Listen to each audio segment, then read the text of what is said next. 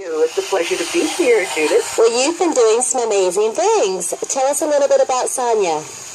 Oh, let's see. Well, I'm a songwriter, and I'm releasing my first CD ever. And I dedications to people I've worked with, some legends, Les Paul, Lena Horne, and also Leonard Feather. And I'm so honored and so finally happy to do this. So when did you first know that music was your passion? Oh, my goodness. I've been singing to the radio since I was a little kid. I used to write lyrics to the music. If something had music and there was no one singing, I'd make up words to sing. Who are some of your other mentors that have helped you along the way? There's so many. As a dancer, I had a scholarship at Alvin Ailey American Dance Theater. It was amazing. That was my first experience in New York City. And also there's an amazing choreographer. He's still around. I'm so happy. His name is George Faison, and he did The Wiz, and he kept hiring me everywhere. And so he hired me to do the movie The Cotton Club. That was my first movie ever, and I have him to be grateful for that. There's so many others.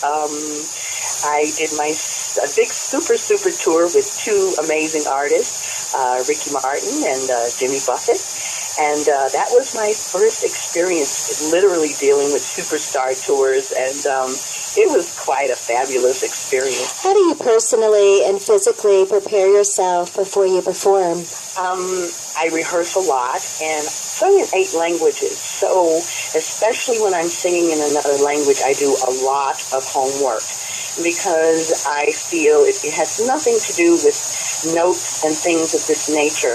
I feel it has more to do with emotion and conveying the human emotion in song, especially as a vocalist. And sometimes it's not even the words. It's a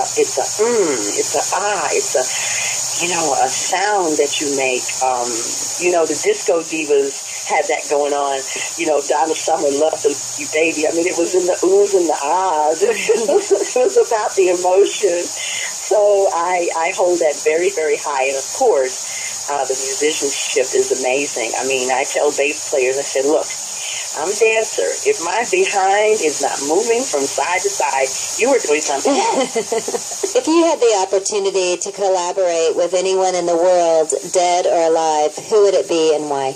Good grief.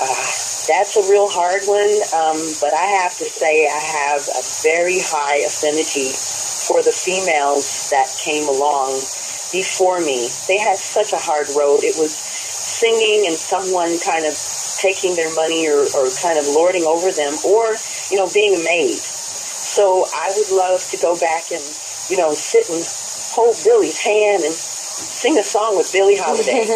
You've been very successful at what you do. What key quality would you say that all successful people share? I think the quality is the fact that you understand it's nothing personal. A craft or anything that you want to master, you have to put in the time. You really have to do the work. And I think that's the quality of successful people. You may not have, a tremendous amount of talent. You may not be the best singer, the best dancer, the best writer, the best anything. But if you really believe in what you're doing and you keep at it, you will be successful. Absolutely. On your new album,